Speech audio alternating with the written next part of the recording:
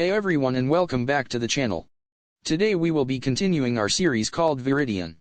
The creator of this what if is Silver Mist anime lover or known as K.R. Stark Tower. If you like the video make sure to like, subscribe and share the video with your friends. Now on to the what if. Chapter 16, UA Sports Festival. Izuku was released from the hospital after only a few hours. His injuries looked worse than they were. The gash on his arm needed stitches, and the gash on his leg had been badly infected, likely the reason for the fever he'd developed while with Dabby in the first run, and was also to blame for him being so out of it during the crash. Luckily, there'd been a nurse on duty with an antibiotic quirk and she took care of the infection in an hour. It hurt like a bitch, but it was better than spending the next few days holed up in the hospital. A quick trip to Recovery Girl thereafter with Nisa helped him recover completely. He was excused from his classes for the day, though, not that Izuku particularly minded. Despite his protests, he wasn't that worried about missing classes, he just didn't want to go to the hospital. So here he was wandering around U.A.'s campus. Just because he didn't have to go to class didn't mean he wasn't going to explore.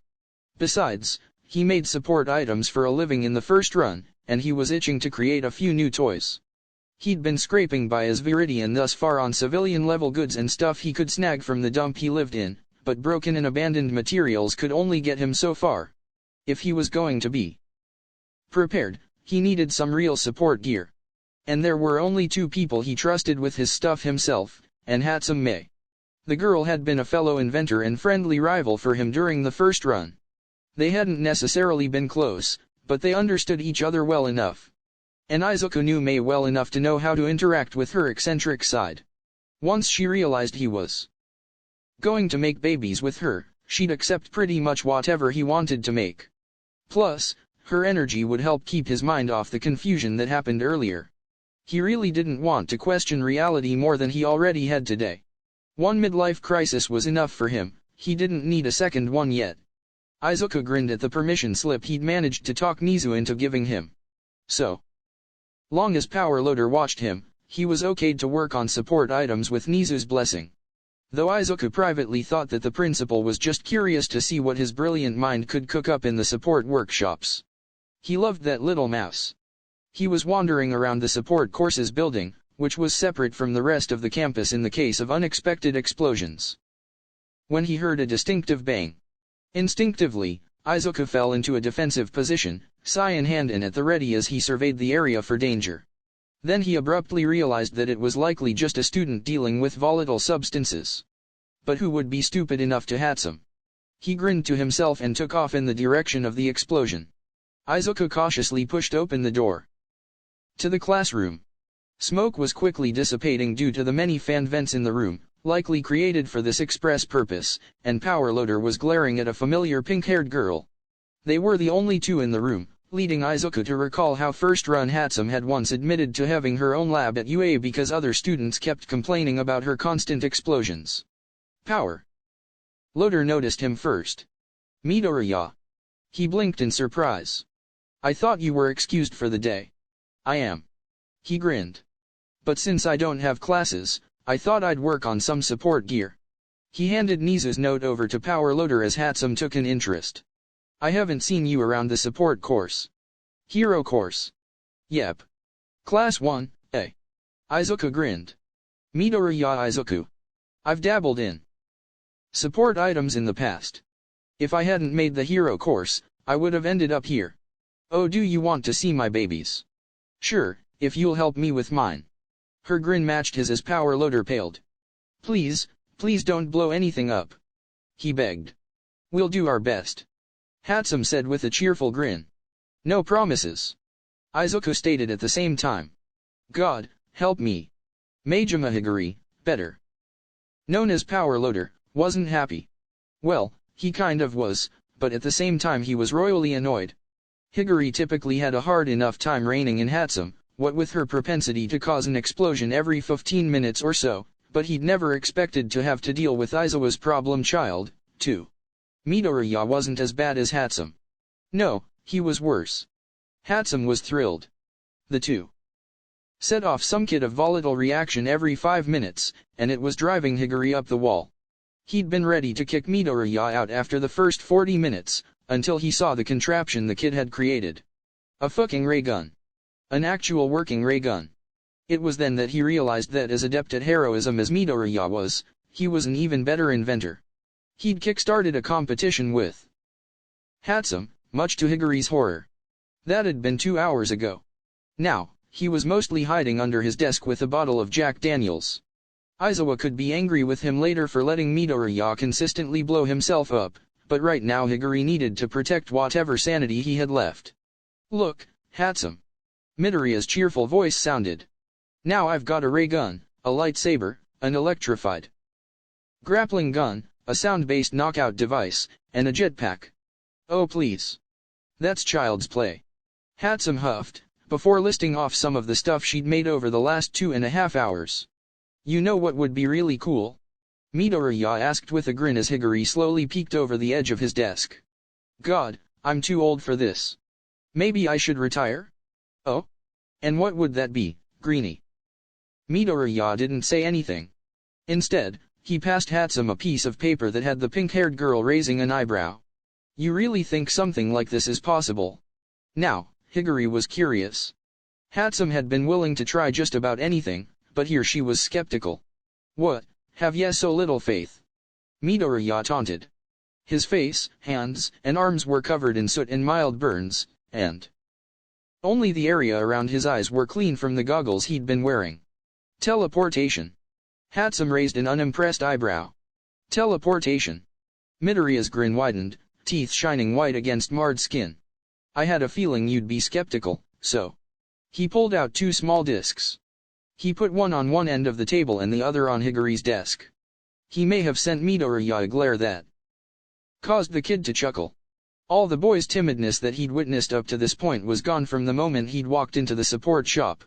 This was a side of the boy he was sure even Aizawa hadn't seen.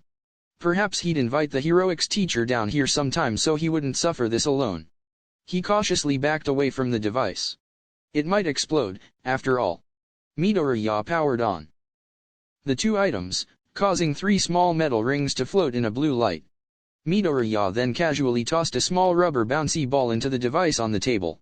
Hatsum and Higuri watched in slight awe as it disintegrated, only for the particles to reassemble within the device on Higuri's desk. The ball was mishaped and looked more like a miniature spiked mace, but the particles had definitely teleported. Now, Hatsum's eyes gleamed with something that terrified Higuri to his core. "Well, then, Mido-chan. Let's get to work, shall we?" "Let's." Higuri internally screamed. Shouta groaned as he sat down at the table. Another meeting, though this time it was one he'd set up. Midoriya had agreed to talk about the hero thing he'd mentioned at the movies, and he felt that it was information that the staff should hear. The kid had agreed to it, but the heroics teacher still felt bad. They'd been having meetings at least once a week this year. Normally, meetings were monthly unless something happened, but this year had already been beyond hectic. When Power Loader walked into the room, looking mildly traumatized, followed by a soot-covered problem child, Shouta actually let his head hit the table. "Do I want to know?" He was going to cry. He swore to God, if his problem child had gotten hurt again, he was going to lose it. Midoriya and Hatsum are terrifying together. Power Loader shuddered. "Your student is an incredible inventor, but he needs to tone down the explosions." Shouta's brows furrowed. Didn't Midoriya hate explosions? Wasn't that a trigger for him? No, that's right.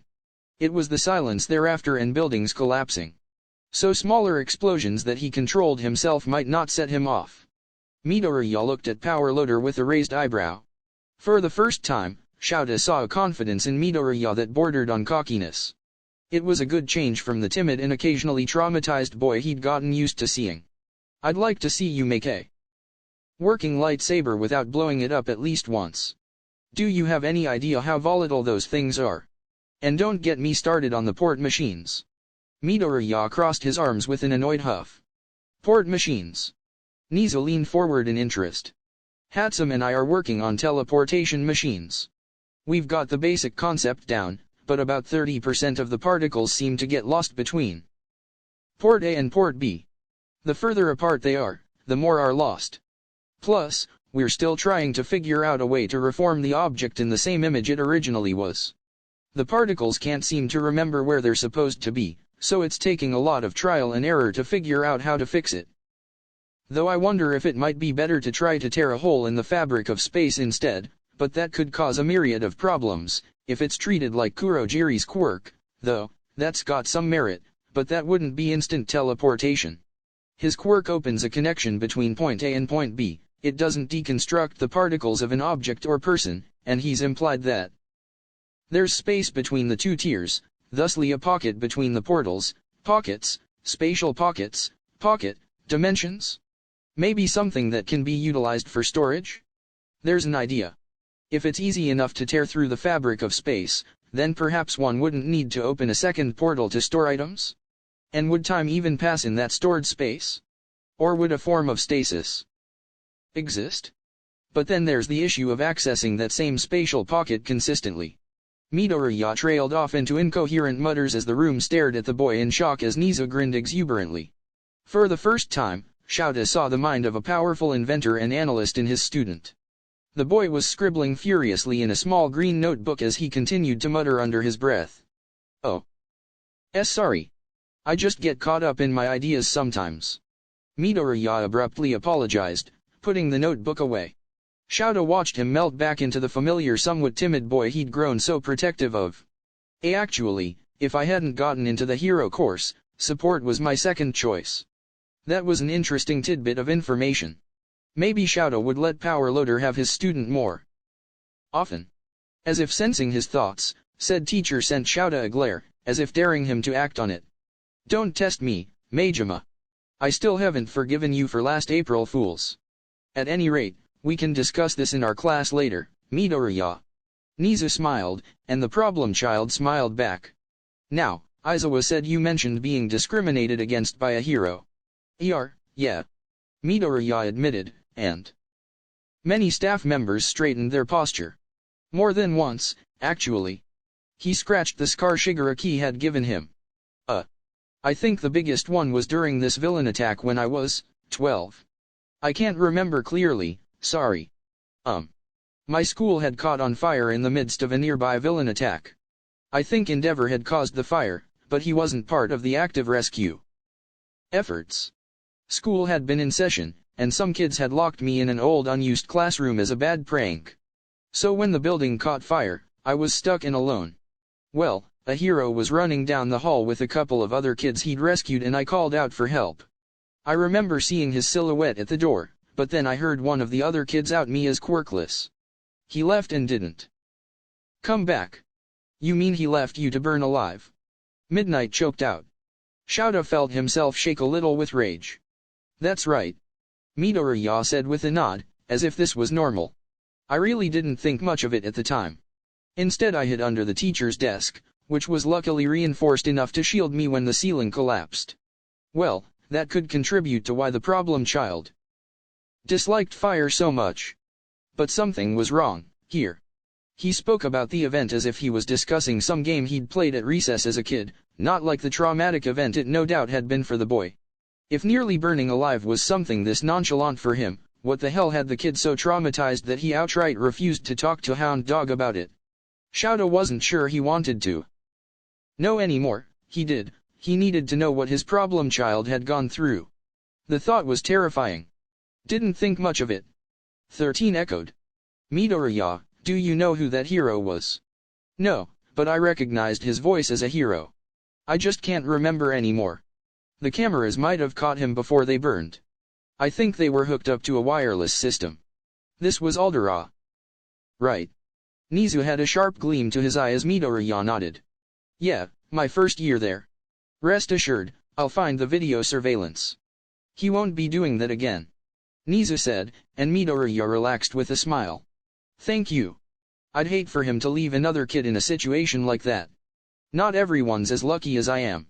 A moment later, a pink-haired girl opened the door, poking her soot-covered face into the room. Mido-chan, she whined, and Midoriya tilted his head. Hatsu-chan. I thought I told you I had a meeting. But I think I've had a breakthrough on Project Lens. Really? Did you manage to fix the overheating portion or the glowing problem? The glowing, it still gets too hot if used for too long, but I'm working on it. Go on, Midoriya. Unless you've something else you need to tell us, you're free to go. Nizu chuckled as Midoriya bolted out of the room. Good to see he's got a friend. Shouta smiled softly. You mean he doesn't have any in your class? Hisashi frowned. He's got friendly acquaintances, but I wouldn't necessarily call them friends.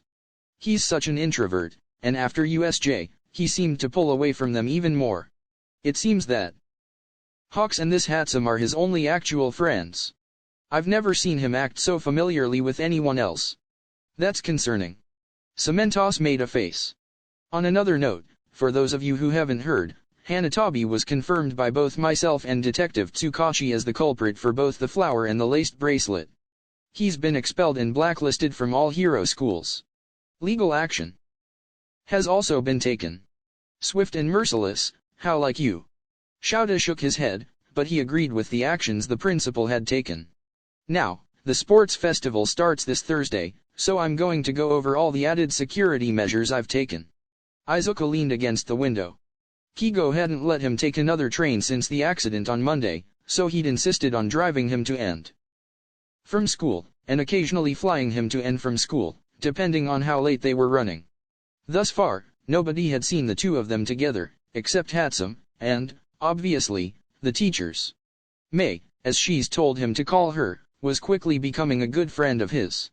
She was a lot more outgoing and spontaneous than she was back in his timeline, and he suspected that to be due to the isolation she felt from her peers during her time at UA.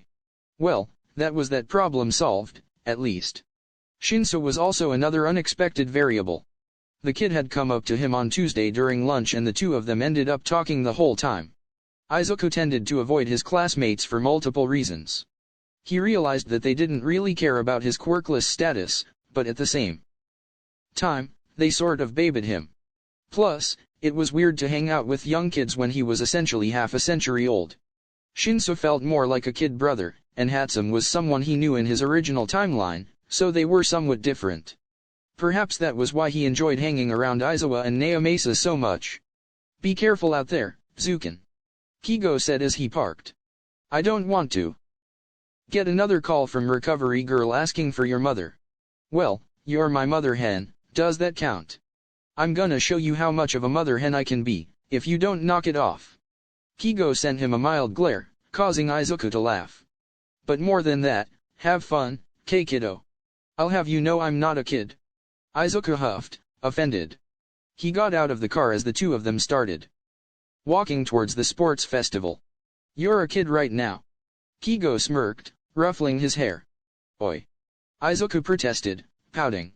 Do you think it's fair if I go all out in this thing? I mean, I've got way more experience than these kids. Go for it. Win this, Izuku. Kigo grinned. Show 'em what you're made of. All right. You know when to head out, then. Of course. You've explained the plan to me about a million times. Don't worry, Zukin, everything will turn out okay. Forgive me for being a pessimist. Izuku deadpanned. Apparently my optimism died with the majority of the human population. Yeah, say that a little louder, I don't think Power Loader heard you over in the arena. Izuku snorted. It's cute that you still think I care what people think. Nah, cute. Is you trying to get out of your vigilante outfit at 6 in the morning on 20 minutes of sleep?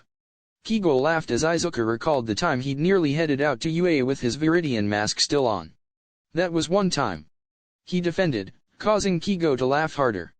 Izuku and Kigo fell quiet as they approached the check-in area for the event. The lady looked at Izuku and Kigo with a raised eyebrow. Kigo just flashed his hero license, as heroes were allowed entrance for the purpose of scouting, while Izuku passed over his student ID. Good luck in the festival, Midoriya-san. She smiled, making Izuku blink. I'm rooting for you, personally. My mother's quirkless. Go show 'em what you're made of. She beamed, and Izuku found himself grinning back exuberantly. He also saw her giving Kigo an appreciative smile. Maybe Hawks would gain more fans. They had to go their separate ways once inside, but Kigo gave Izuku one more hug of reassurance, and a feather for good luck, and maybe to listen in for trouble, as the winged man could read the vibrations of his feathers and translate them into words. Midoriya. Itsu came over with a stern and sharp hand chop. You're nearly late. We've been worried. Sorry, I had to say goodbye to my brother. Izuku smiled. He's watching me today, so we came together. Be that as it may, the festival will be starting soon. Come on, our rooms are this way. He was quickly led down the twisting and mildly confusing hallways until Itsu finally stopped before a door. Izuku entered to find his entire class there. He smiled and waved at those who greeted him before taking a seat. He'd changed into his gym uniform at home, opting to keep his scars a secret from his classmates. He always changed where nobody could see him. Though there wasn't much he could do for the scars on his arms, but his classmates had seen those enough times to learn not to ask about them. Good, everyone's here. Aizawa's voice made him turn to find the exhausted, and still bandaged, teacher leaning against the door frame. Izuku idly noted that the man should have his bandages off very soon, likely within the week. Which was a good thing, because he was sick and tired of doing Eraserhead's patrols. Even if the man was back on active duty, Viridian still did half of his patrols to encourage the idiot to rest. The green-haired boy was ready to hand all the patrols back to his teacher, because he was sporting even darker bags below his eyes than before, and that was saying something. At this point, Izuku had taken to sleeping on the weekends. He was just glad that UA had homeschool days on Saturdays instead of normal school days like most of Japan. Apparently Nizu had realized that 6 days of intense physical and/or academic training was too much, even for general education, and changed the policy as soon as he took up the position of principal. A lot of people had been skeptical at first, but Saturdays were open days, meaning students could use school facilities such as gyms, training areas, and libraries. After adopting this policy, UA's grade point average skyrocketed. Turned out working your students into the ground wasn't the best way to encourage academic growth. Go figure. Izuku only half listened as Aizawa gave them something that he wouldn't exactly call a pep talk. Oh, and Midoriya, as the one who took first place in the entrance exams, you'll be expected to open the festival. Aizawa added as an afterthought. Izuku let his head hit the table with a resounding thunk. Damn it, sensei, you couldn't give me more warning. He groaned, but he knew Aizawa was already gone. Midoriya. Todoroki stated firmly, drawing his attention. Frankly speaking, in terms of power, I believe I'm stronger than you. If Izuku wasn't used to how Dabi had been at first, he might have been offended. Okay. But you've proven yourself to be more than you first appear. I'm going to defeat you. Do whatever you want. Izuku saw the flash of surprise in the dual-haired boy's eyes. But I'm going to give this festival my all. Are you, Todoroki? He challenged back, making the room hold their breath. Before anyone could do anything, the call went out for them to head towards the arena. Class 1A. Present Mike announced after adding in something about their villain encounter. Izuku was somewhat disappointed that the blonde didn't add on anything special for the other courses. Well, that's biased as hell. Itsu nudged him gently, and gestured to the stage where Midnight was holding the mic out to him. Oh, he must have zoned out a bit. Kigo was probably snickering in the stands. He took a deep breath and took the stage. He'd never spoken in front of so many people before, and never on live TV. He hoped that nobody could see his hands shaking. First off, I want to acknowledge all of my peers. Yes, my class had a villain encounter, but that doesn't make the other courses' experiences any less valid or important. Everyone is equal here. He started, and he saw several appreciative looks from the other courses. Secondly, he found a camera and looked right into it. This is a message to everyone at home. Those of you who dream of becoming something that everyone says you can't become. To those of you who are weak, powerless, quirkless.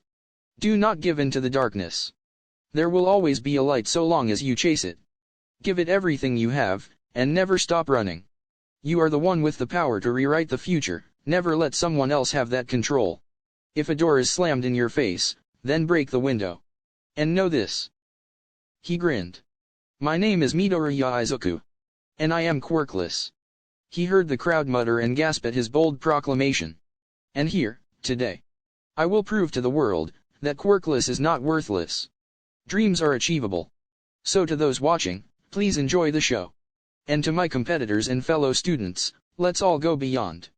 Plus ultra. He shouted with over half the student body.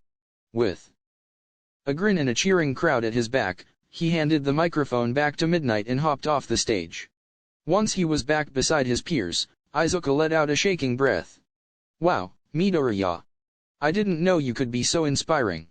Uraraka grinned. I felt like I was going to throw up. There's so many people. His gaze found Kigo, who gave him a big thumbs up. Nice job, Izu-chan. Mei grinned as she skipped over. Several a members eyed her suspiciously, as Izuku grinned back. Mei-chan. Izuku bounced excitedly on the balls of his feet. He could feel power loaders shudder from here. Did you bring our babies today? He thought he heard a few people choke, but that wasn't really his concern. Though Todoroki's face was funny. Of course. Though I'm the only one allowed to use No, I know. Izuku waved her off easily. But I'm excited to see them perform. Did you bring the jetpack? PSH. Who do you take me for? Of course I brought the jetpack. And the Wonder Shield. See, this is why I should name things. Izuku sighed. Wonder Shield? Really? Mei opened her mouth to reply, when he noticed that the first event had been decided. He smirked. Mei. What do I say to a little show and tell? If you can make it into the final round, I'll tell you who the best showman would be. I knew I loved you for a reason. Break it up, gearheads. Shinsu sighed as he came over. And here I thought you two would be able to control yourselves in public. Control? What's that? Izuku tilted his head. It's something Power Loader wished he had over us in the lab. Mei nodded sagely. Just shut up, we're about to start. Shinsu shook his head. And good luck, you two. As my only friends, I hope to see you on the other end of that finish line. He smirked as Midnight called for the start. Eating my dust. Shinsu shot off like a bullet. Izuku laughed as he bolted forward, jumping over the initial icy blast Todoroki sent out as he ran along the walls in a way that was familiar to him as Viridian. He tuned out present mix announcements, vaguely recalling the course and following events from the first run. So, yep. Giant robots. Then a pitfall and then the minefield, if I remember correctly, though there was something about first place. Izuku hadn't been allowed to bring anything with him. But he may or may not have gotten Momo to agree to create a small sword for him in exchange for a cookie recipe that he'd purposefully gotten the girl hooked on. Ah, bribery. A formidable foe. He brandished the blade with a grin as Present Mike cried out in surprise. And Class 1, A's Midoriya Izuku somehow has a sword. I thought hero course students couldn't bring in weapons. He didn't bring it in, it was an item created by the quirk of Yayo Rosa. Momo, of Class 1, A. Izuwa explained. If you paid attention, you'd know that. Izuku snickered. He loved Shouta's sass. Izuku easily cut down a zero-pointer. Honestly, he held back a bit in the entrance exams, not wanting Shouta, who he'd known would be watching closely, to draw any real parallels between himself and Viridian. But now, considering he was going to explain himself after the festival, it really didn't matter much. He privately wondered if Nizu and Izuwa would let him keep his provisional license. He hoped so. It'd break his heart to have it taken away, now. The pitfall was laughable. He didn't slow down in the slightest as he continued running across the wire. He'd faced farther drops on the edges of skyscrapers as Viridian, and landing on the ledges beneath windows was a very hard-earned skill. He had the scars to prove it. Holy crap. Midoriya Izuku just flies by on the pitfall. Look at him, he's not even slowing down. What is this kid? And he's not the only one, either. Todoroki Shouto of Class 1, A still holds the lead as current second place Bakugo Katsuki of 1, A flies over the obstacle like it isn't even there. Izuku grinned. Todoroki and Bakugo were ahead of him, which was the plan. He wanted them to get ahead. He had a plan, after all. Once he reached the mines, he started digging. They were small enough blasts on their own, but together, they'd pack one hell of a punch. And Izuku wasn't a support maker for nothing. He disassembled a couple of them quickly, creating a small sled-like platform for him to hold onto. What is Midoriya doing? He's falling behind. Mike warned, but Izuku smirked. Now, if he was a normal support-inclined 15-year-old boy, he might just jump onto a pile of volatile mines and pray for the best. But Izuku isn't a normal 15-year-old boy. He's a time-traveling 15-year-old boy with PhD in computer science and a long history of making support items for a living. There's nothing normal about him. So, he'd already calculated the trajectory and best angle to jump onto the pile. And he may have deactivated the safety on the mines that control the output of the blast. Whoops. He grinned, knowing that the cameras would be able to read his lips, even if he did speak in English. Yippee-ki-yay motherfucker. And he jumped. I'm going to kill him. Shouta muttered to himself as he watched Midoriya soar through the sky like a rocket. The blast shook the stadium, and he knew right there that the kid had somehow bypassed the safety features on the mines. Even piled together, they should never emit a blast that strong. If the kid didn't seem to know what he was doing, Shouta would be legitimately concerned for the boy's physical health. Well, more than he already was. What? Midoriya Izuku is flying across the final obstacle. Amazing. He piled the mines together to create a larger blast. Don't try this at home, kids. Can you just shut up for once? Shouta glared. It was annoying, being trapped in a soundproof booth next to one of the loudest men on the planet. Even with earplugs it was giving him a migraine. Why did he have to do this again? I'm the announcer. It's my job. Hisashi looked very satisfied. Shouta made sure his husband's hands were away from the red button before he spoke. I love your voice, I really do. But it's a little loud and it's giving me a headache. Think you can tone it down a little? All right, Shao. Sorry. Hisashi risked a quick peck on the cheek that had Shouta scowling in embarrassment. Hisashi, we're in public. Relax. A little, Shao, not like anyone's paying attention to the announcing booth when there's that kind of action going on down there. Besides, it looks like the little listener's taking first place. He smirked before clicking the microphone back on. And first place goes to Midoriya Izuku. The crowd cheered, though several jeered. He glared at them, wishing he could say something about it, but right now he couldn't. He couldn't coddle the boy. He'd announced himself quirkless on live TV all on his own, and that had given Shouta and the rest of the staff a heart attack. They hadn't expected the boy to announce it, and had planned on implying that he had an intelligence quirk of some kind. But he supposed it was the logical decision, in the end. It wasn't something that could be hidden for long, and while he was sure the kid had been scared shitless, he looked perfectly calm, almost challenging. It was as if he was daring the world to shove him down so he could prove them wrong.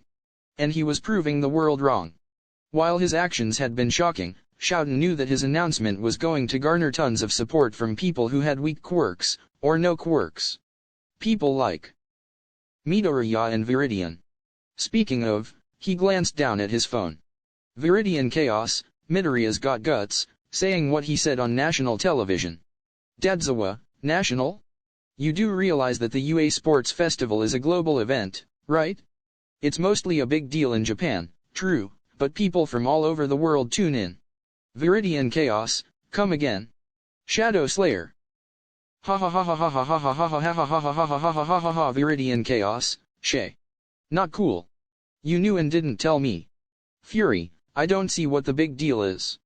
It's not like you're in the festival. Viridian Chaos, something tells me the kid didn't know. Scream, I'm sure he didn't. We didn't want to freak him out too badly, so we never bothered to correct it. It's why we didn't tell him he'd be opening the festival until about 5 minutes beforehand. Viridian Chaos, that's cruel. Couldn't give him time to form a speech? Dadzawa, he did fine. I don't see what you're complaining about. Speaking of, are you attending, or watching? Scream, yeah, I'd love to meet you. Come join us for the show in the announcer's booth. I'm sure the crowd would love a surprise guest, especially from such a new and popular hero. Viridian Chaos, actually, I'm streaming it on my phone. I'm out of town for a little bit, got some leads in Hoso to look into. Dadzawa, Hoso? Fury, that's new, what kinds of leads? Wait, didn't you mention Hoso to me before? Viridian Chaos, yeah, I had you implement the buddy system over there. Tsuragami, I'm actually in Hoso, as well. The chief over here is taking a well-earned vacation, so I'm covering for a couple of weeks. Drop in sometime and have some lunch with me. Viridian Chaos, will do. I'm actually looking into rumors of Stain. Shouta startled. Dadzawa, Stain. As in the hero killer that nearly killed you several months ago. Viridian Chaos, yep. That's the one. Scream, wait, you've met him. Are you going in alone? Viridian Chaos, I've asked a few other heroes to help out. I'm not stupid or suicidal, thanks. And I've given them all SOS badges with built-in trackers. If anyone runs into him, the signal will go out immediately and alert local heroes and police. Dadzawa, you've thought this out. Viridian Chaos, of course I have. He almost killed me once. I'm only alive because he let me live. Guy's got some pretty hardcore ideals with determination of steel. He won't come quietly. If I remember correctly, he can paralyze people by ingesting their blood. Scream, creepy. That explains why there's rarely signs of struggle, though. Viridian Chaos, I'll let you guys get back to announcing. Intermission's almost over, and I would hate to keep you. Dadzawa, please check in with us often. I don't like the thought of you chasing after Stain. Viridian Chaos, will do. Shadow Slayer, I'll keep you guys posted, no worries. Somehow, Shouta wasn't convinced. At any rate, the second round was starting the cavalry match. He smirked when Problem Child's points were announced, but paled when he paired with Hatsum and Shinsu. Their fourth player was Tokoyami, a good mid to long-range fighter. Shouta was interested to see what the plan was. Despite what he expected, Midoriya did not keep the headband on himself, but gave it to Shinsu instead. Shinsu became the rider, while Tokoyami was the horse. Hatsum and Midoriya were the flanks, and Midoriya was quick to break off from the formation and go out to attack other teams. He grinned. The kid was fast enough on his own to snatch headbands and occasionally knock riders off, disqualifying teams, while Tokoyami and Hatsum were plenty to keep a solid defense. Especially since Hatsum's inventions got them airborne. It was a fairly solid strategy, and Shouta found himself impressed at the speed with which Midoriya moved. In fact, sometimes Shouta lost sight of the kid, even though he was sure he hadn't looked away. He was vaguely reminded of Viridian. A thought suddenly occurred to him. Did Midoriya know Viridian? Were they perhaps related? Now that he was really looking for it, it was clear as day. Midoriya's movements were identical to Viridian's. Was Midoriya Viridian's son? The man could certainly be old enough to have kids, but one Midoriya's age? But it made sense. The way Midoriya was secretive about his living arrangement, and his reluctance to let anyone meet his parents. And Viridian's reports were too damn detailed. There's no way the man could learn that much from just watching. No, it had to be something like this. Viridian was either Midoriya's father or his uncle, possibly brother. There was really no other explanation. Plus, quirklessness could run in a family, so it'd make even more sense, in that case. Not to mention the fact that Viridian for whatever ungodly reason wanted Shigariki's head on a silver platter. And Midoriya seemed to have a similar dislike for the man. Had he, perhaps, killed someone dear to them? Shouta shook his head. There was no point in thinking this right now. Maybe Midoriya's explanation after the festival would help shed some light on things.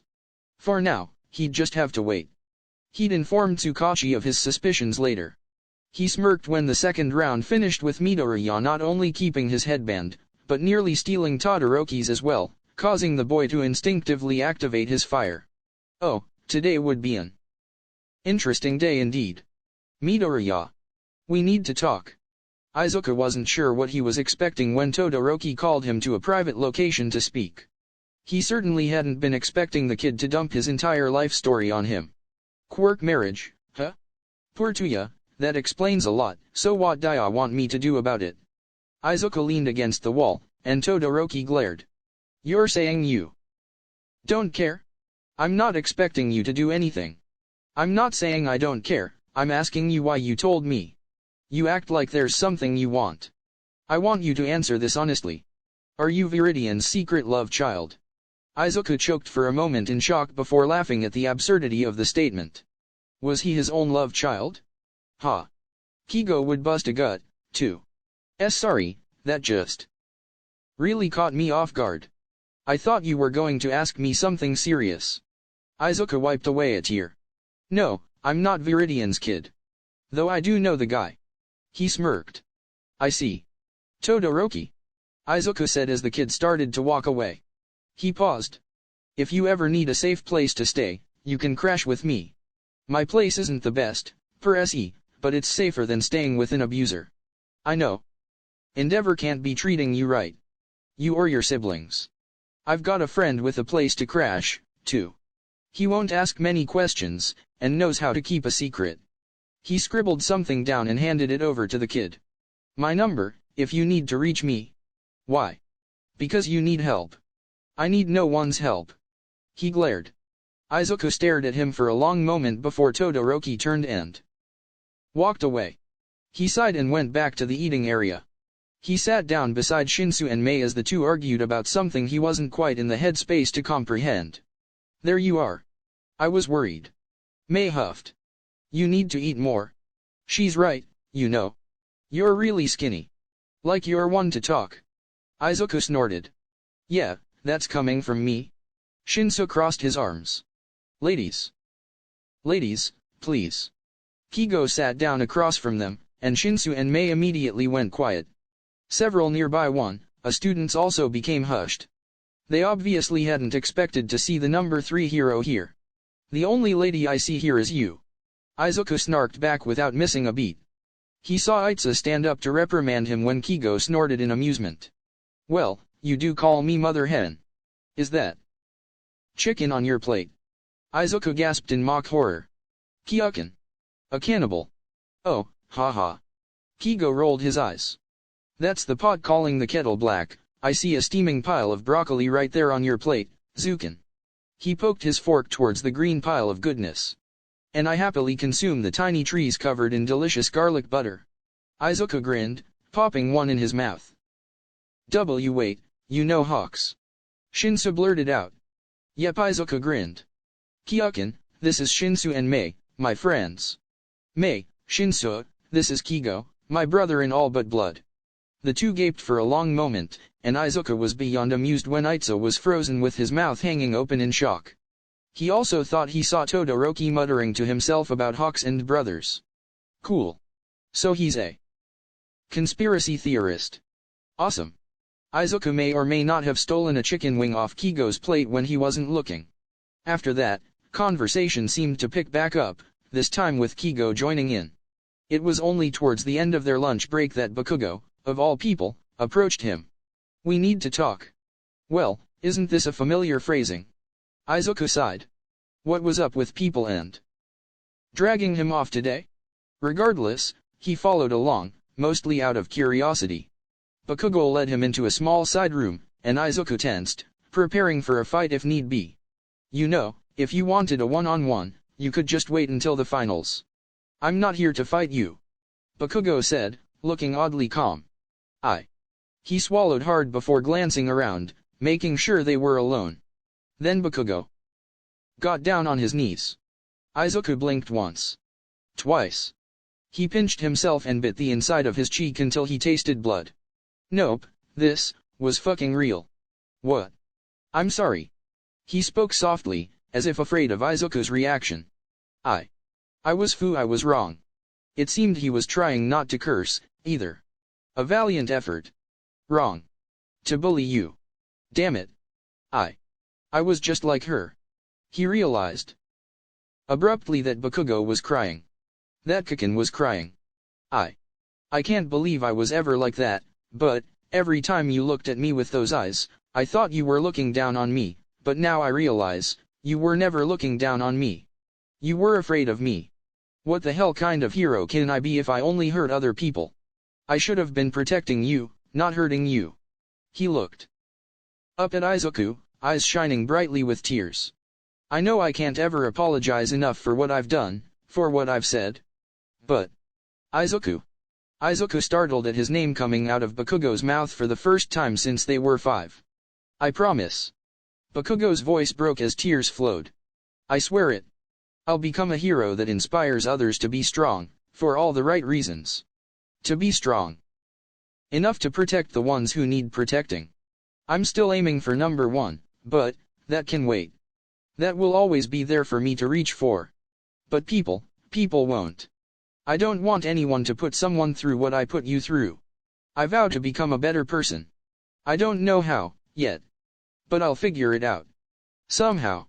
He stared. This was something he never thought he'd ever see. He blinked a couple times to clear his vision as tears ran down his own face. He kneeled down on the floor next to the blonde. Kukin. Red eyes widened in surprise at a nickname he never expected to hear again. A nickname Izuku never expected to use again. It's been a while.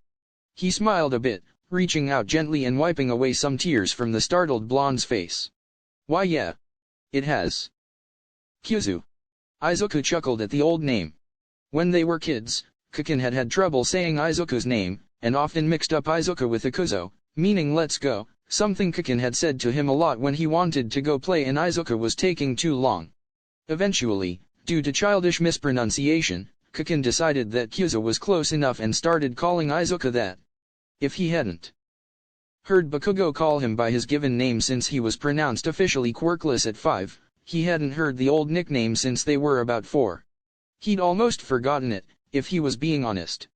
I'm not saying it's right. Because it's not. And there are a lot of things I can't forgive you for. But Izuku looked at him, really looked. If you follow through with this, then that's enough for me. He held out a hand, just like he had all those years ago at the bridge. This time, Kukin took it without hesitation. See, can I still call you Kyuzu? He asked, cheeks tinged a light red. Izuku chuckled. Only if I can still call you Kukin. Kukin's smile was light and carefree as he gave a small laugh. A laugh that Izuku was quite sure the blonde hadn't made in nearly a decade. If the startled look on the boy's face was any indication. Izuku grinned. Come on. We've got a festival to finish. Yeah. Don't think I'm going to lose to you, nerd. He teased, but the old jab didn't have the same venom it used to. You're calling me the nerd? Mr. Bedtime's 8 sharp with no excuses. Izuku lightly teased back, earning a friendly shoulder bump from the boy. Huh. Amazing. I never thought I could ever change the timeline this much. Maybe Kukin won't die bitter and alone this time. This time, he won't become a Noma. Kigo had been enjoying the festivities, but all good things had to come to an end, and he had a promise to keep. He'd wanted to stay for the whole thing, but that wasn't an option. He was currently flying to Hosoe, en route to the general area Izuku had pointed him in. According to his charge, sometime this afternoon Ingenium would accidentally run into the hero killer, Stain. He'd be gravely injured and end up paralyzed from the waist down. Kigo wouldn't let that happen. Izuku had been more than reluctant to let him go off and fight Stain himself. He supposed that knowing that the other man would survive versus the unknown risk of his brother possibly dying was something to be concerned about. But Kigo reminded Izuku that they were heroes. The risk came with the job, and he wouldn't stand idly by when he could help somehow. Obviously, any anonymous tips would be treated with either a ton of suspicion or outright rejected as a bad prank. This meant that Hawks would either 1, have to do this himself, or 2, find the trouble and then call for backup. They'd spent countless hours going over all sorts of scenarios and analyzing the hero killer's quirk and fighting style. Izuku hadn't had much to go off of, considering he only encountered the man once in this timeline. But it was better than nothing, he supposed. Izuku had also gifted Kigo with a ton of new gear, including a ray gun and a sound-based stun gun that would hopefully knock out whoever it was aimed at. Izuku had said the latter was untested and should only be used as an absolute last resort, as he wasn't sure if it'd knock out the user or not. It shouldn't, but there were no guarantees. The vigilante-turned-legal hero had also provided him with an SOS beacon based off the one Nizu had gifted the Not Boy with. Damn, time travel was confusing, and he wasn't even the one traveling. He didn't know how Izuku kept everything straight. Kigo smirked as he found Ingenium out on his patrol. For a moment, he sat on the edge of the rooftop and stared. It was so hard to believe that this guy he was staring at was about to nearly die. That today, if Kigo didn't intervene, would be the last day he'd ever be able to walk or run. That this simple, rather unremarkable day, would turn so dark. He checked his phone, shooting off a text to Izuka through their private group chat, though it wasn't much of a group chat with only 2 people. Mother hen, I've found him. Tailing him now. Broken clocks, good. Keep a close eye on him. He'll attack in an alleyway, wait until he's alone. Call for backup as soon as you can. For the love of time, K, be careful. I can't lose you, too. Mother hen, I know. I'll be careful. Broken clocks, GTG. I'm up against Shinsu. Wish me luck. Mother hen, luck. You don't need it. Winky face. Have fun, kiddo. Yes. I totally put hawks in healin off ire what you gonna do about it? Todoroki Shoto wasn't a guy that was intimidated easily. After having gone through countless training sessions with Endeavor, one tended to grow very strong very quickly. But he'd privately admit that Midoriya Izuku scared him. There was something about the kid that set him on edge, even when he wasn't doing anything remotely related to fighting. He'd known that he could fight, the battle trials were testament to that much. And he'd heard rumors that Midoriya had held off some villains in the USJ incident, even going as far as killing some of them to protect Azui and Kirishima. And speaking of, the two consistently tried to get close to the boy, but he kept pushing everyone away. It was like he thought they weren't worth his time, or maybe that he wasn't worth theirs. Though he noted that the boy had grown very quickly attached to that pink-haired girl in support and the purple-haired boy in general education. But that wasn't the point. The fact that he'd fended off villains was nice and all. But it could have been luck. Or minor skill. It shouldn't have indicated that this quirkless kid could be any sort of threat to him. And yet, as he watched the boy fight, he could tell he was majorly holding back. Not because he was arrogant, but because he didn't want to kill his opponent. The realization sent an unwelcome shiver down Shoto's spine. Suddenly, it didn't really matter that this kid was quirkless. That he should be easy to defeat. He hardly even listened to his father as he threatened him again to use his fire. The image of Midoriya with those shining green orbs staring at him with such intensity, that was where his mind was. When he'd looked at him in that tunnel, he'd stared at him with an odd mixture of pity, sorrow, and understanding. It was a combination that Shoto had never really experienced before, and he had no idea what could have brought it on. But there was also a flash of anger. That's when he stepped into the ring with said boy. At first, they traded blows on shockingly equal terms. But Shoto quickly grew frustrated when he realized the boy was holding back again. Why won't you fight me seriously? He asked the greenette as he sent another wave of ice at him. The boy easily dodged the wave and slid down from the top. Why won't you? He countered. Shoto saw red. Did he set you up to this? He'd thought that Midoriya was better than this. Endeavor? Hell no, I hate that guy. Midoriya snorted. No, I'm not talking about him, I'm talking about you. I won't use his fire. I've told you that. It's not his fire, Todoroki. It's your quirk. It runs in your veins. Your hair isn't his, it's yours. Your quirk is the same. You don't understand. You're right. I don't understand. You have an incredible gift, Todoroki. One I would kill to have. Do you have any concept of what it's like to grow up quirkless? We aren't even treated like human beings. Midoriya spat, and Shoto abruptly recalled the movie theater incident. That'd been a rough wake-up call for a lot of class members, himself included. He had never thought people would treat a perfect stranger so cruelly based only on quirk status, or lack thereof. And now the way Midori is talking about it, it's obvious that that wasn't the worst of his treatment. But he still didn't see what this had to do with his fire. You're insulting me and everyone else here. Everyone's giving it their all, but you're half-assing it, and it's really pissing me off. He glared. You can't be a hero on only half your power, Todoroki. If you do that, you'll let people die. One day, your ice won't be enough, no matter how you train it. And you can't always end a fight before hypothermia sets in. Shoto clenched a fist. It's your quirk. He repeated, and something about the way he said it drudged up an old memory. A memory of his mother, from just after he'd gotten his quirk. He'd created a small spark of fire in one hand and made a bird for his mother, who'd smiled happily at the creation. She'd told him the same thing. It was his quirk. And she'd believed he could become a hero. "You're one crazy son of a bitch." Xiaotou chuckled under his breath as flames sparked to life. "There we go. Helping your enemies? Don't you want to win?" "Oh, I plan on it." Midoriya grinned cockily.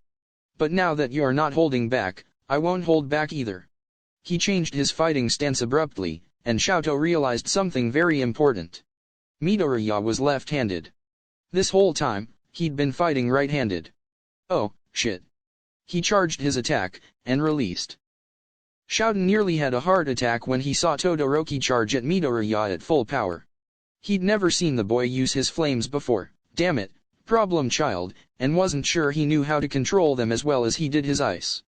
Then there was also the fact that apparently Midoriya had been holding back, too.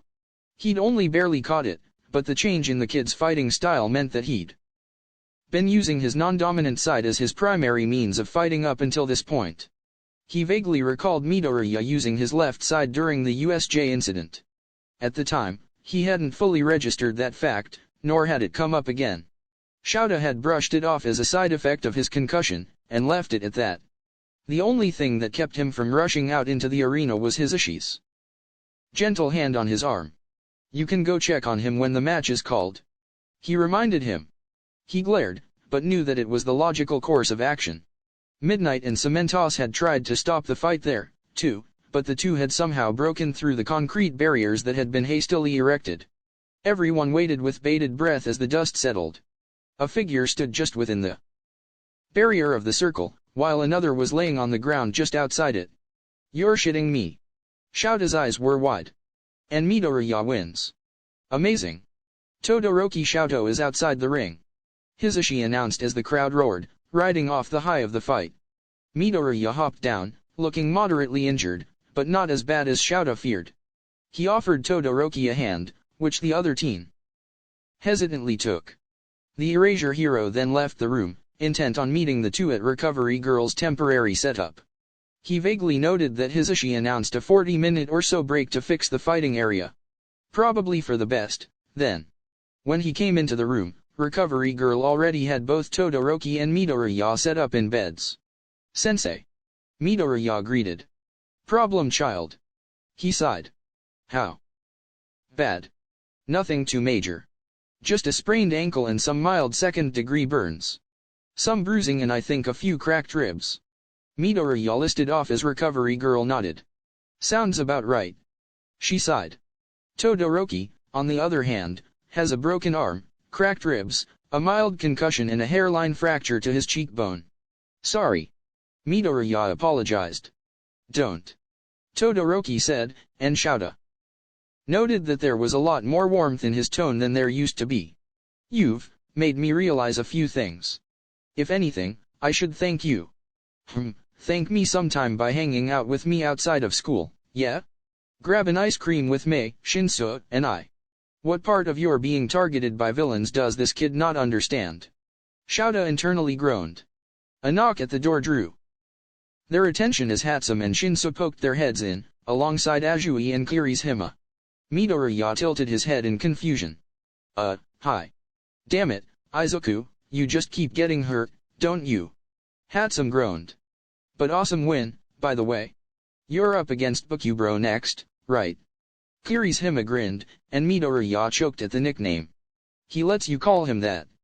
"I mean, he's gotten used to it." Midoriya snorted. "Yeah, assuming he wins his fight against Uraraka. You gonna be okay? I know the two of you have a bit of a history." Shinsu asked softly, causing Midoriya to raise an eyebrow. "What? I can pick up on these things. We've actually sorta patched some things up recently, so, yeah. I'm looking forward to the match." TCH.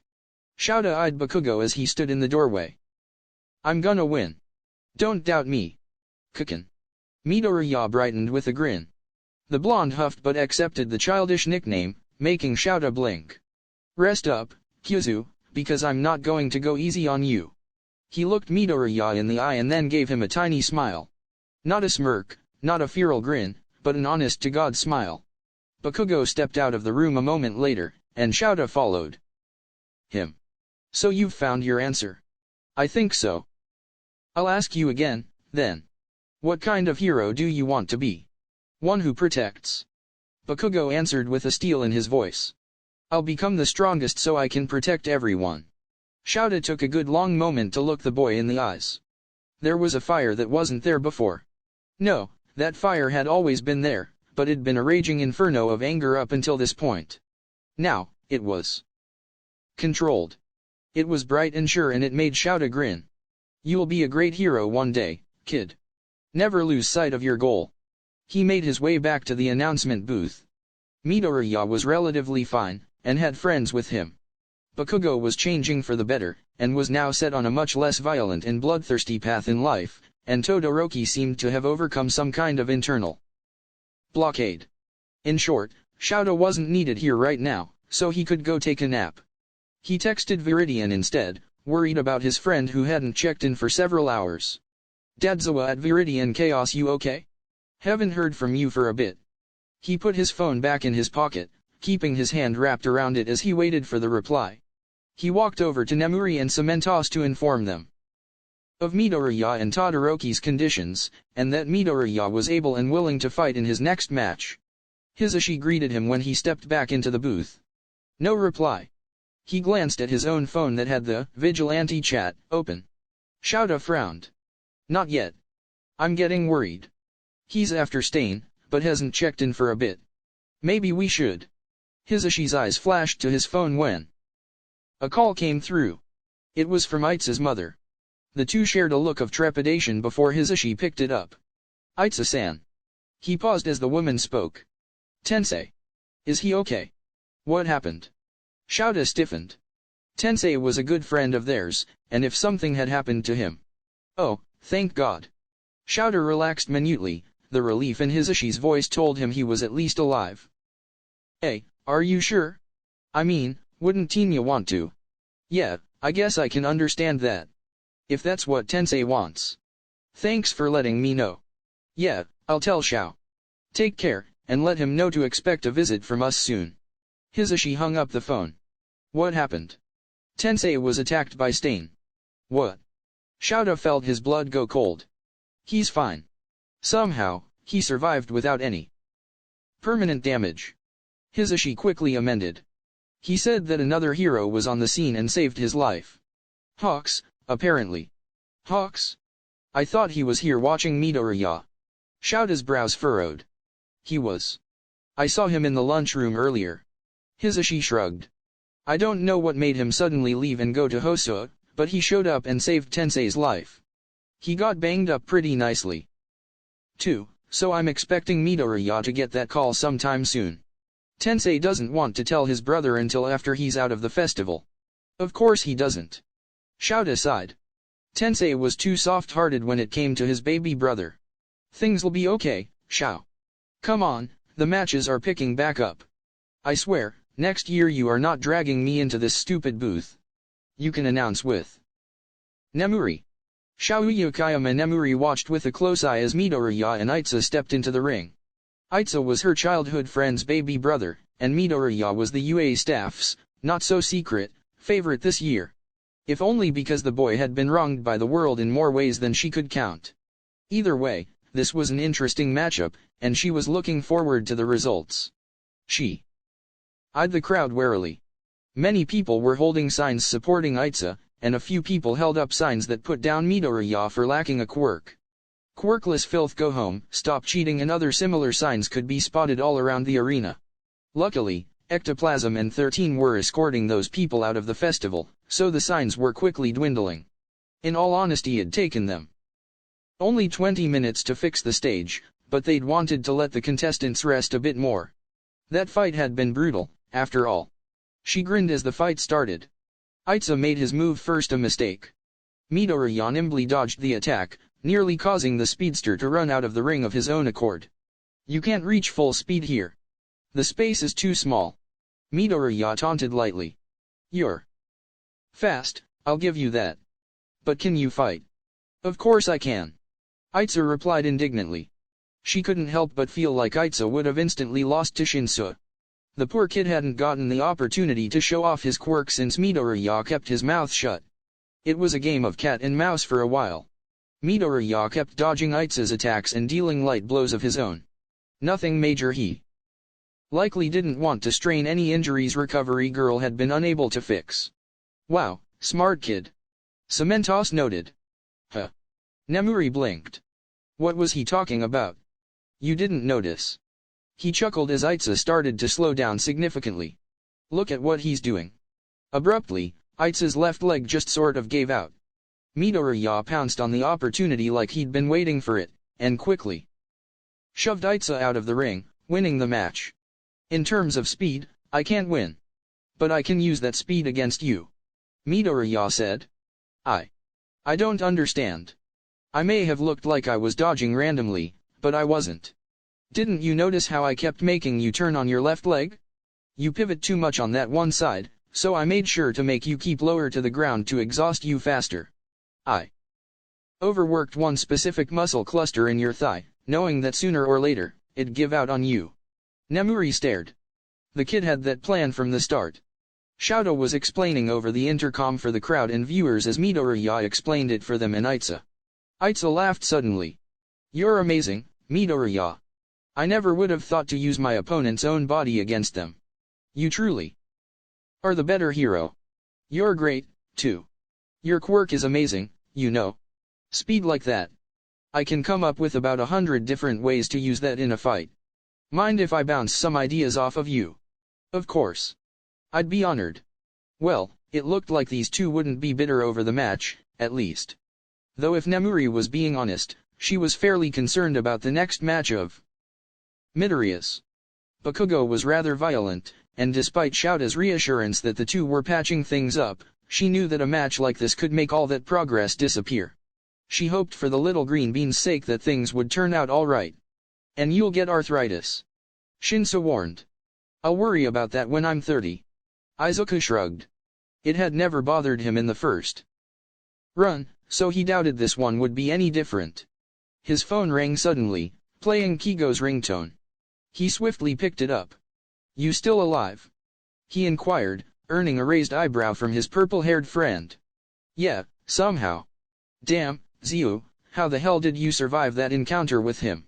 I know you said he was fast, but, holy shit. Luck. Besides, didn't I tell you the first time? He let me live. Shinsu's other brow rose to meet the first. He got away. Kigo said. I wasn't able to catch him. He backed off when he realized who I was, but I did get a little banged up. Define a little.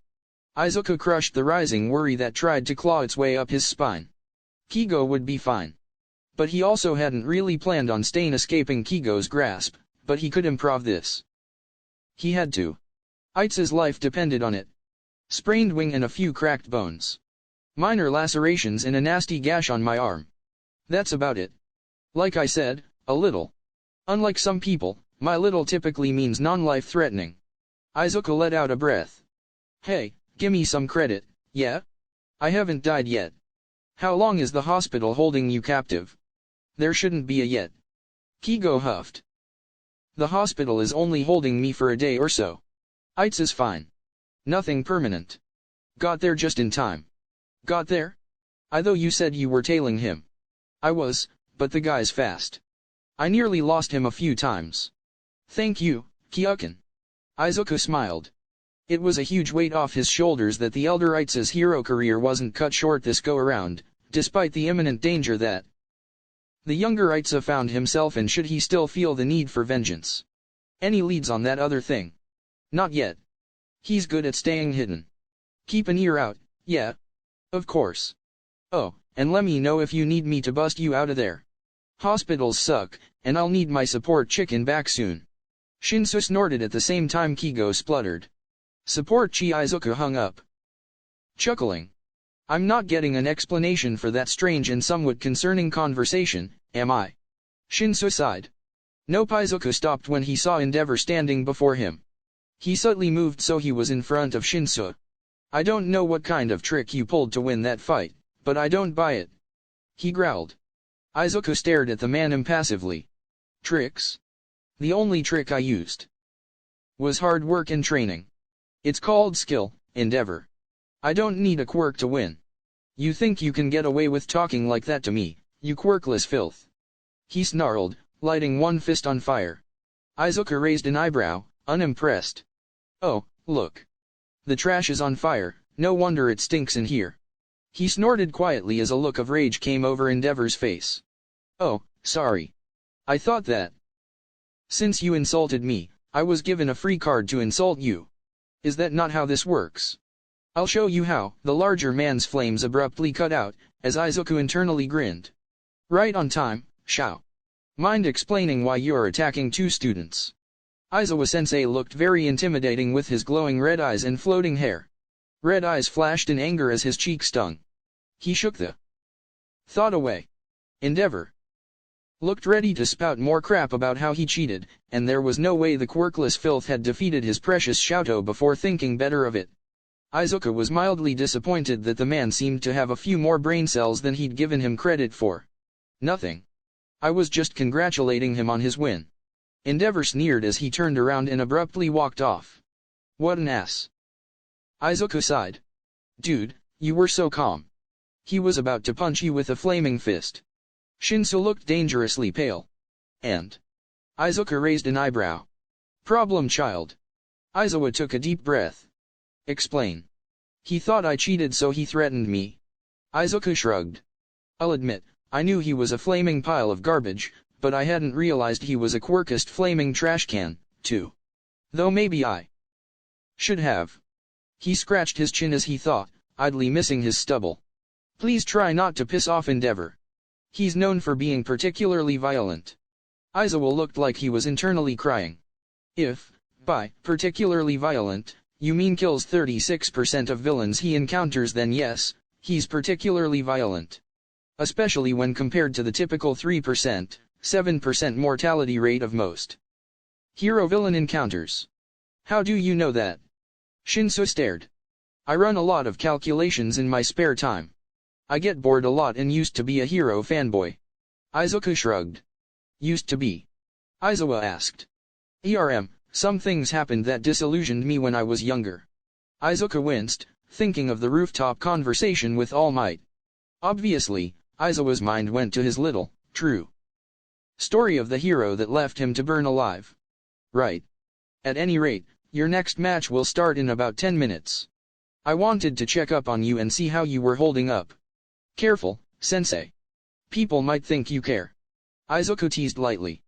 Aizawa blinked for a moment before Izuku realized his mistake. That was something that was rather out of character for Izuku, but perfectly in character for Viridian. He supposed it didn't matter much, though, considering they'd know soon enough.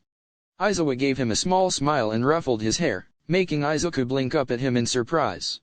For a split moment, he saw Shao, not Aizawa-sensei. He blinked back the foreign wetness as his hand traced the burn scar on the inside of his left wrist. Maybe I do, problem child. It was so quiet. Izuku almost didn't hear it. He could see Aizawa smiling softly into his capture weapon. If you need anything, you can find me in the announcement booth with present mic. Thanks. I'll be fine, sensei. He grinned. I'll see you from the winner's podium. He called after Aizawa as he walked off. Izuku swore he heard the hero laugh. Katsuki had been looking forward to this fight. He'd been looking forward to this fight for years, now. But this also wasn't quite how he'd imagined the fight to go. It started normally enough. Duh, Izuku, it was Izuku, now. The little turd had anticipated his right hook, which Katsuki had expected. He may make fun of the nerd, but he knew he was really good at analyzing people. It pissed him off because Izuku was always right. The same tactics and tricks would never work on him twice. But Katsuki had instincts that were made for a fight like this. He flew into battle ready to win. Except he wasn't. He'd thrown his best, most volatile, strongest, fastest, and most intuitive and inventive moves at Izuku. And he dodged, tanked, or neutralized every single one. Every time, without fail. Now he was at a loss. What could he do now? He'd thrown everything he had at Izuku, and the guy just kept getting back up and throwing something new into the mix. Since when was the nerd this good? He'd never been adept at fighting before UA. His mind kept supplying him with the looks. The image of Izuka that day he'd told him to jump off the roof, he would have described him as a young boy with bright, innocent eyes and a soft heart. But when he'd seen Izuku again just a day or so later, he'd looked completely different. He had the look of a man, not a boy. He didn't know how, because he still looked the same, but it was more the aura that he gave off.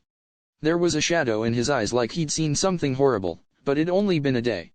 What the fuck could he have seen in such a short amount of time? He didn't buy the trauma card Izuku kept playing. It looked like trauma, but stuff like that didn't just suddenly appear overnight. There was something more to this entire mess, and Katsuki wanted to know what. Because the nerd had never fought like this before. This was different than the battle trials, too. Like he was fighting with something more on the line than what Katsuki could comprehend. He tried one more last-ditch effort. Fuck his wrist and shoulder, he could deal with the consequences later. He fired off the biggest explosion he'd ever made in his life. Right at Izuku. And somehow, the nerd managed to duck under him enough that he could deflect the blast upwards, protecting both himself and the crowd. He then kicked Katsuki hard in the stomach, and he knew, he could feel it. He glanced down. His feet were just outside the white line. Bakugo Katsuki had lost. But for once, he wasn't bitter about it. He wasn't angry, not really. He was disappointed, but there was a sort of relief there. Like suddenly, he didn't have to always win. Like all of a sudden, losing wasn't that bad, so long as it was to Izuku. You okay, Kukin? He held out a hand towards Katsuki. For a moment, he remembered that day at the river, the one scene he'd run over in his head over and over again, and had only recently realized was his first mistake. Damn, Takuzu. He corrected himself. You hit hard. He took the proffered hand, this time, grinning. I'm going to have to up my training. It's amazing, folks. The winner of the first year's sports festival is Class 1, A's Midoriya. Izuku. The nerd grinned in a way that Katsuki hadn't seen since, he couldn't remember when. Yeah, maybe losing to Izuku wasn't such a bad thing, after all. Not that he'd ever admit it out loud. Kigo grinned from his hospital bed as he watched the broadcast on his phone. He was awkwardly propped up in the shitty bed with Ingenium in the bed next to him. They were both watching on his phone. Look. My brother took third. Tensei stated proudly, pointing to his brother. And my brother took first. Kigo boasted, making the other hero choke. You have a brother? He's like a brother to me. He grinned, pointing to Izuku. I'm so proud of him. He's going to change the world, someday. All Might handed the medals to all the winners and Izuku was given the mic for the closing speech. I know a lot of you are angry. Why should the quirkless kid win, am I right? I can see it in your faces in the crowd. I won because I worked hard to get where I am now, not to say that my schoolmates didn't work hard, too, because they did. And every single one of them, whether they made it past the first round or not, deserves recognition. He paused to let people clap. Contrary to popular belief, nobody is born useless or worthless, we're all just born at a different starting line. Some of us need to run faster and farther and work a million times harder than others. And that's okay. Because it's these challenges that we face that ultimately shape us as people. We are never who we were yesterday, and we never will be. Every day, we are someone new, in some small, insignificant way. And eventually, be it a week from now or a year from now, we'll be completely different people. And that's how it should be. We're meant to change, not stagnate. Sometimes, we change ourselves, and sometimes, we change others. Sometimes, a single insignificant act is all it takes to push someone over the edge, or pull them back from it. So reach out a hand to the people around you today, and become who you never thought you'd be yesterday. You never know how much a single word of kindness will change someone's life. He grinned right into the camera. I told you today, that I'd prove that quirkless is not worthless. Now I challenge you to prove it to yourselves. To all of you out there who are put down for the way you were born.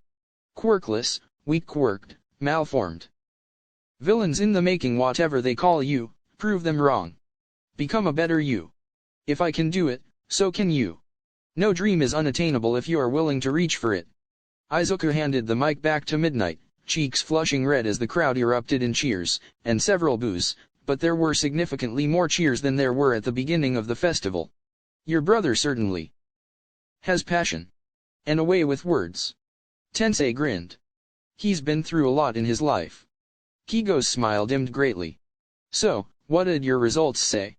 I have some minor nerve damage, but with physical therapy, I should be back on my feet in no time. I really can't thank you enough.